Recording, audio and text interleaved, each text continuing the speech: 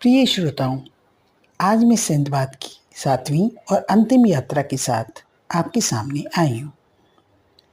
Sinbad ने कहा, दोस्तों, मैंने दृढ़ निश्चय किया था कि अब कभी जल यात्रा ना करूँगा।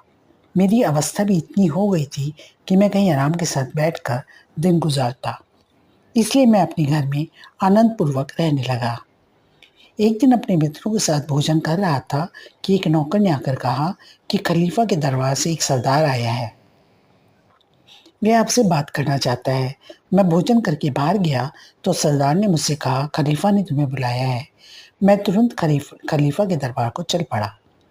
खलीफा के सामने जाकर मैंने जमीन चूमकर प्रणाम किया। खलीफा ने कहा, सिंदबाद, मैं चाहता हूँ कि सरान द्वीप के बादशाह के पत्र के उत्तर में पत्र भेजूं और उसके उपहारों के बदले उपहार भेजूं। तुम यह सब ले जाकर सरान द्वीप के बादशाह को पहुंचा दो। मुझे यह आदेश पाकर बड़ी परेशानी हुई।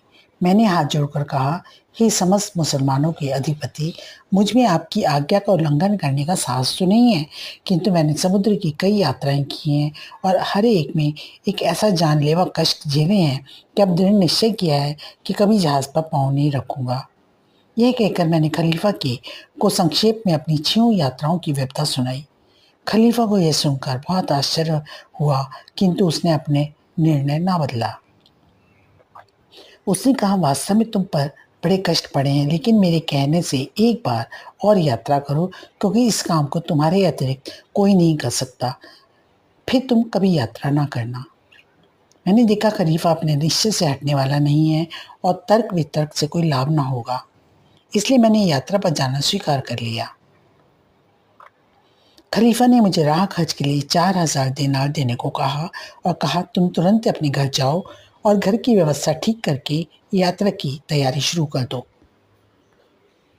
मैं घर जाकर अपने काम काज को समेटने लगा और यात्रा के लिए तैयारी करके कुछ दिनों के बाद खलीफा के दरबार में जा पहुंचा। मुझे खलीफा के सामने हाजिर किया गया। मैंने रीति के अनुसार धरती चूम कर खलीफा को प्रणाम किया। खलीफा मुझे देखकर प्रसन्न हुआ और उसने मेरी कुशल क्षेम पूछी। मैंने भगवान की अनुकंपा और खलीफा की दया की प्रशंसा की। खलीफा ने मुझे 4000 दिनार यात्रा व्यय के लिए दिए। मैं खलीफा की आज्ञा अनुसार उसके दिए हुए उपहार लेकर बसरा बंदरगाह पर आया और वहां से एक जहाज लेकर सरान द्वीप को चल दिया। यात्रा निर्विघ्न समाप्त हुई।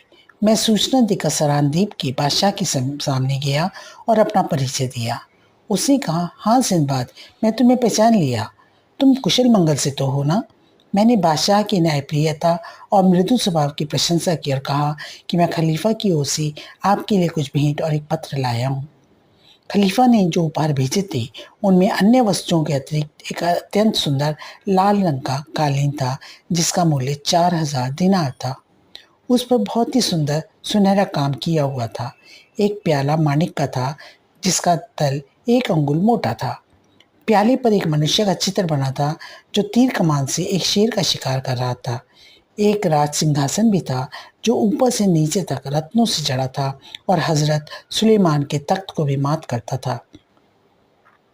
इसके अलावा और भी बहुत सी मूल्यवान और दुर्लभ वस्तुएं थीं। उपहारों को देखने के बाद बादशाह ने खलीफा का पत्र पढ़ा।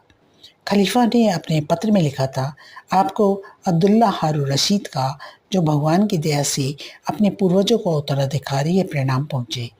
हमें आपका पत्र और आपके भेजे हुए उपहार प्राप्त हुए। हमें इन बातों से बड़ी प्रसन्नता है कि हम आपके उपहारों के बदले में कुछ उपहार आपको भेज रहे हैं। हमें पूर्ण आशा है यह पत्र आपकी सेवा में पहुंचेगा और इससे आपको ज्ञात होगा कि आपके लिए हमारे मन में कितना प्रेम है। सरान द्वीप का बादशाह यह पत्र पढ़कर बहुत खुश हुआ। अब मैंने विदा मांगी। वह अपनी कृपालुता के कारण मुझे विदा न करना चाहता था, किंतु जब मैंने इसके लिए बार बार अनुनय की तो उसने मुझे सम्मान, परिधान तथा बहुत से इनाम देकर विदा किया। मैं अपने जहाज पर वापस आया और कप्तान से कहा कि मैं शीघ्र अतिशीघ्र बगदाद पहुंचना चाहता हूं। उसने जहाज को तेज चलाया, किंतु भगवान की कुछ और ही इच्छा थी। हमारा जहाज चले 3-4 दिन ही हुए थे कि समुद्री लुटेरों ने आकर हमें घेर लिया। हम उनका सामना करने में असमर्थ रहे। लुटेरों ने जहाज का सारा सामान भी लूट लिया और हम सब लोगों को बंदी बना लिया। हम में से जिन लोगों ने प्रतिरोध करना चाहा, उन्हें लुटेरों ने मार डाला। फिर लुटेरों ने हम लोगों के कपड़े उतारकर गुलामों जैसे कपड़े जो गाड़ी के बने होते हैं पहनाया और एक दूरस्थ द्वीप में ले जाकर हमें बेच डाला।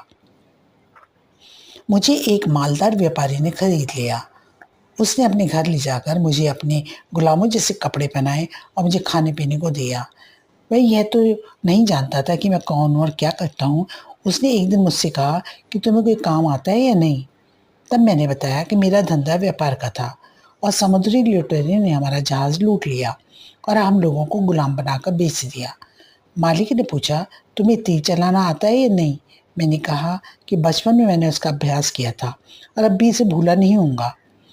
मालिक ने धनुष बाण देकर मुझे अपने साथ एक हाथी पर बैठाया और नगर से कई दिनों की राह पर स्थित एक बड़े वन में गया। वहाँ एक बड़ा वृक्ष दिखाकर मुझे कहा, इस पर छुप कर बैठो और उधर से जो हाथी निकले तो उसे मारो। जब कोई हाथी शिकार हो जाए तो मुझे आकर बताओ। यह कहकर उसने मेरे पास कई दिनों के लिए भोजन रख दिया और स्वयं वापस शहर को चला गया। मैं वृक्ष पर चढ़ गया। रात भर प्रतीक्षा करता रहा किंतु कोई हाथी ना दिखाई दिया। दूसरे दिन सवेरे के समय वहां हाथियों का एक झुंड आया। मैंने कई तीर छोड़े और एक हाथी घायल होकर गिर पड़ा और अन्य हाथी भाग गए। मैं शहर में आया और अपने मालिक को बताया कि मेरे तीर से एक हाथी गिरा है। यह सुनकर वह बहुत प्रसन्न हुआ। उसने तरह तरह के स्वादिष्ट भोजन मुझे खिलाए। दूसरे दिन हम दोनों उसी जंगल में गए। मालिक के कहने पर मैंने गड्ढा खोदकर हाथी को गाड़ दिया। मालिक ने कहा, जब हाथी सड़ जाए तो इसके दांत निकाल कर ले आना, क्योंकि यह बहुमूल्य वस्तु है। मैं 2 महीने तक यही काम करता रहा। मैं उसी वृक्ष पर चढ़ता उतरता रहता। मैंने इस बीच कई हाथियों को निशाना बनाया। एक दिन मैं उस वृक्ष पर चढ़ा था कि हाथियों का एक विशाल समूह आया। वे सब पेड़ को घेर कर खड़े हो गए और अत्यंत भयानक रव करने लगे।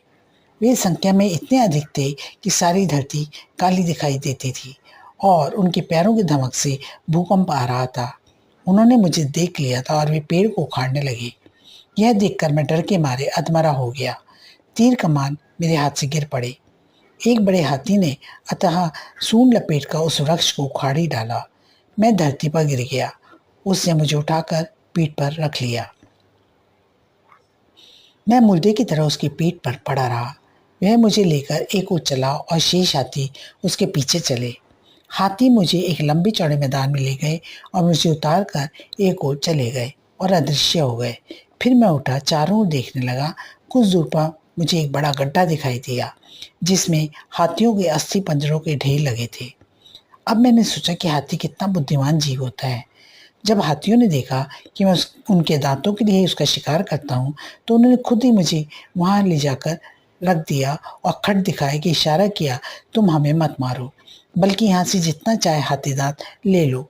मालूम होता था जब कोई हाथी मृत्यु के निकट होता था तो खड्ड में गिरकर मर जाता था। मैं वहां एक क्षण के लिए ही ठहरा और वापस अपने मालिक के यहाँ पहुंचा। रास्ते में मुझे एक भी हाथी नहीं दिखाई दिया।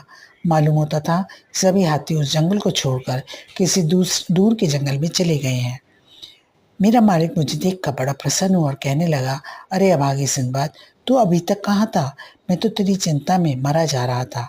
मैं तुझे ढूंढता हुआ उस जंगल में गया तो देखा कि पेड़ उखड़ा पड़ा है और तेरे 3 कमान जमीन पर पड़े हैं। मैंने बहुत खोजा किंतु मिला नहीं। मैं तेरे जीवन से निराश होकर बैठ गया था। अब तो अपना हाल कह, तुझ पर क्या बीती? तू अब तक किस प्रकार जीवित बचा है? मैंने व्यापारी को पूरा हाल सुनाया। वह उस खट की बात सुनकर बहुत प्रसन्न हुआ।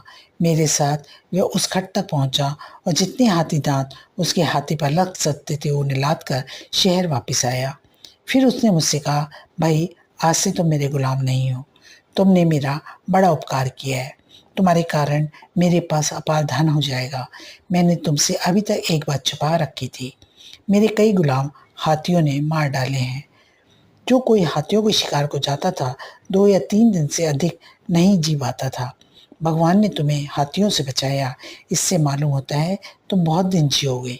इससे पहले बहुत से गुलाम खोकर भी मैं मामूली लाभ ही पाता था। अब तुम्हारे कारण मैं ही नहीं, इस नगर के सारे व्यापारी संपन्न हो जाएंगे। मैं तुम्हें न केवल स्वतंत्र करूँगा बल्कि तुम्हें बड़ी धन दौलत भी दूँगा और अन्य व्यापारियों से भी बहुत कुछ दिलवाऊँगा। मैंने कहा, आप मेरे स्वामी हैं, भगवान आपको चिरायु करे। मैं आपका बड़ा कृतज्ञ हूँ कि आपने समुद्री डाकुओं के पंजे से मुझे छुड़ा लिया और मेरा बड़ा भाग्य था कि मैं इस नगर में आकर बिका। अब मैं आपसे और अन्य व्यापारियों से इतनी दया चाहता हूँ कि मुझे मेरे देश पहुँचा दें। उसने कहा, तुम धैर्य रखो, जहाज़ यहाँ पर एक विशेष ऋतु में आते हैं और उनके व्यापारी हमसे हाथी दांत मोल लेते हैं। जब भी जहाज़ आएंगे तो हम लोग तुम्हारे देश को जाने वाले किसी जहाज़ पर तुम्हें चढ़ा देंगे। मैंने उसे सैकड़ों आशीर्वाद दिए। मैं कई महीनों तक जहाज़ों के आने की प्रतीक्षा करता रहा। इस बीच मैं कई बार जंगल में गया और हाथी दांत लाया और इनसे उसका घर भर दिया। व्यापारियों को भी इस खट के बारे में बताया और वे सभी वहां से हाथी दांत लाकर अत्यंत संपन्न हो गए। जहाज़ों की ऋतु आने पर जहाज़ वहां पहुंचे।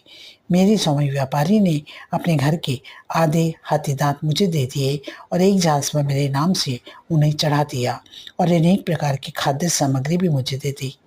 अन्य व्यापारियों ने भी मुझे बहुत कुछ दिया। मैं जहाज़ पर कई द्वीपों की यात्रा करता हुआ फारस के एक बंदरगाह पर पहुंचा। वहां से थल मार्ग से बसरा आया और हाथी दांत बेचकर कई मूल्यवान वस्तुएं ली और फिर बगदाद आ गया।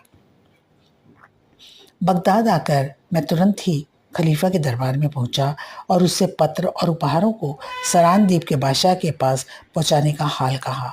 खलीफा ने कहा, मेरा ध्यान सदैव तुम्हारी कुशलता की ओर लगा रहता था और मैं भगवान से प्रार्थना करता था कि तुम्हें सही सलामत वापस लाए। जब मैंने अपना हाथियों वाला अनुभव उसे सुनाया तो उसे सुनकर बड़ा आश्चर्य हुआ और उसने अपने लेखनकार को आदेश दिया कि मेरे वृतांत को सुनहले अक्षरों में लिख लो और शाही अभिलेखागार में रखे। फिर उसने मुझे खिलत और बहुत से इनाम देकर विदा किया। सिंदबाद ने कहा, मित्रों, इसके बाद मैं किसी यात्रा पर नहीं गया और भगवान के दिए हुए धन का उपभोग करता हूँ। फिर उसने हिंदबाद से कहा, अब तुम बताओ कि कोई और मनुष्य ऐसा कहीं है जिसने मुझसे अधिक विपत्तियां झेली हों। हिंदबाद ने सम्मानपूर्वक सिंदबाद का हाथ चूमा और कहा, सच्ची बात तो यह है कि इन 7 समुद्र यात्राओं के दौरान जितनी मुसीबत आपने उठाई, उतनी बार प्राणों के संकट से बचकर निकले, उतनी किसी की भी शक्ति नहीं है। मैं अभी तक बिल्कुल अनजान था कि अपनी निर्धनता को रोता था और आपकी सुख संपत्ति सुविधाओं से ईर्ष्या करता था। मैं रूखी सूखी खाता था, किंतु भगवान को लाख धन्यवाद दे कि अपने स्त्री पुत्रों के बीच आनंद से रहता हूँ। ऐसी कोई विपत्ति मुझ पर नहीं आई जैसी विपत्तियां आपने उठाई हैं। वास्तव में जो सुख आप भोग रहे हैं, आप उसके अधिक के अधिकारी हैं। भगवान करे आप सदैव इसी प्रकार ऐश्वर्यवान और सुखी रहें। सिंदबाद ने हिंदबाद को 400 दिनारें दी और उससे कहा, तुम अब मेहनत मजदूरी करना छोड़ दो और मेरे मुसाहिब हो जाओ। मैं सारी उम्र तुम्हारे स्त्री बच्चों का भरण पोषण करूंगा। हिंदबाद ने ऐसा ही किया और सारी आयु आनंद से बिताई। धन्यवाद। आपको कहानी कैसी लगी अवश्य बताइएगा।